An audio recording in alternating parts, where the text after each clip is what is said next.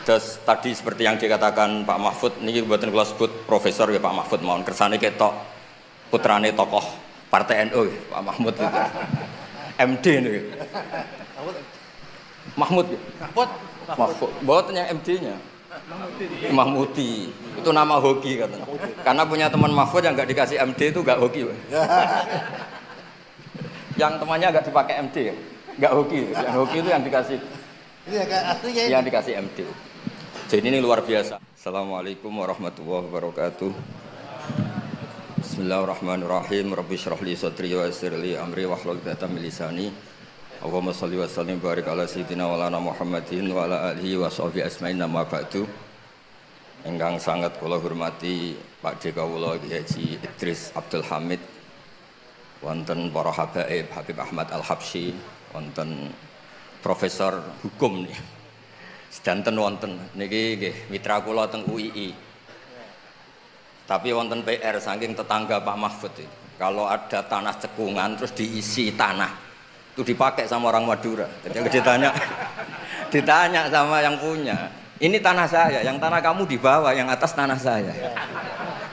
Itu mohon dijawab oleh pakar-pakar fikih maupun pakar-pakar hukum itu. Jadi kalau ada cekungan dibruk, kemudian tetangga Pak Mahfud pakai, itu milik siapa? Yang urut. Yang atas tanah saya, yang tanah bapak di bawah. Itu PR untuk seorang profesor, itu juga PR saya sebagai ahli fikih itu. Saya pernah ditanya gitu orang Madura. Saya bilang, kamu gak butuh jawaban kan, butuh pengakuan kata saya. Ini dulu Pak Mahfud besar itu karena jadi Menteri Pertanahan kata Gus Dur.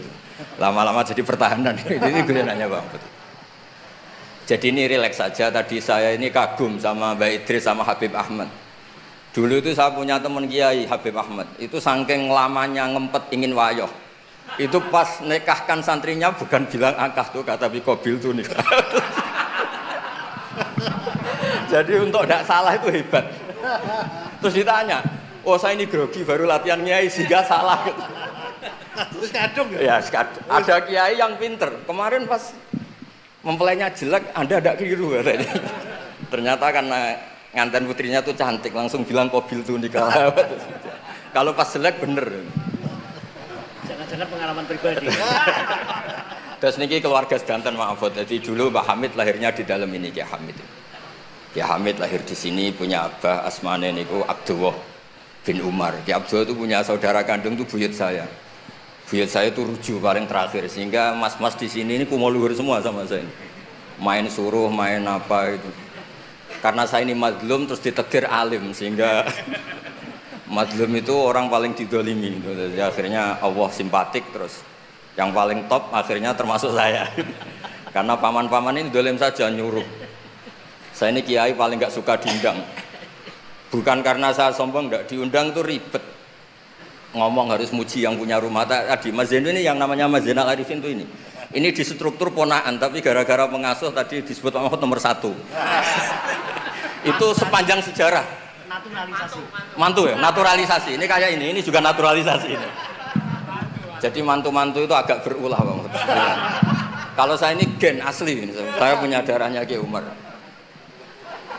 Terus tadi seperti yang dikatakan Pak Mahfud, ini buatan kula sebut profesor ya Pak Mahfud, mohon kersane ketok putrane tokoh Partai NU ya, Pak Mahmud itu.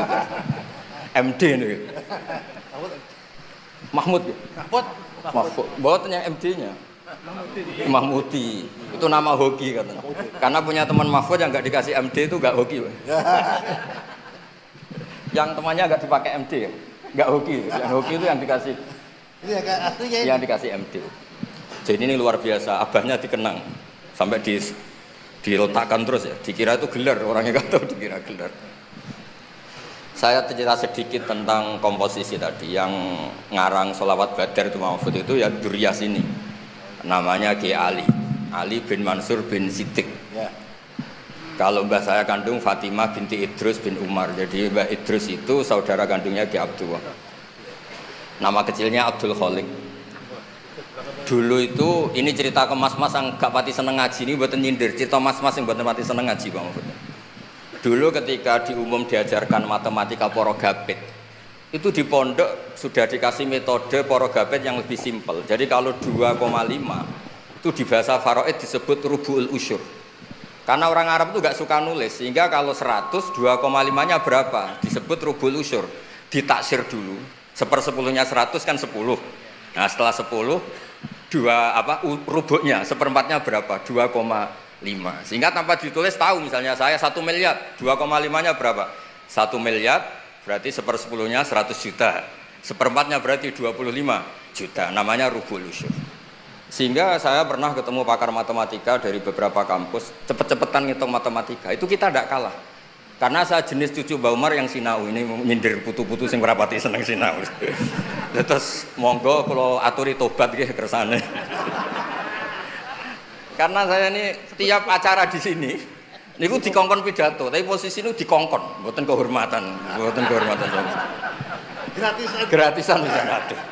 Intinya gue gratis ya. Kemarin saya itu di hallnya Pak Hamid, sebetulnya mau dibarengkan jenengan tanggal 24, tapi katanya Pak Mahfud milih yang rame, Pak Mahfud milih yang 25.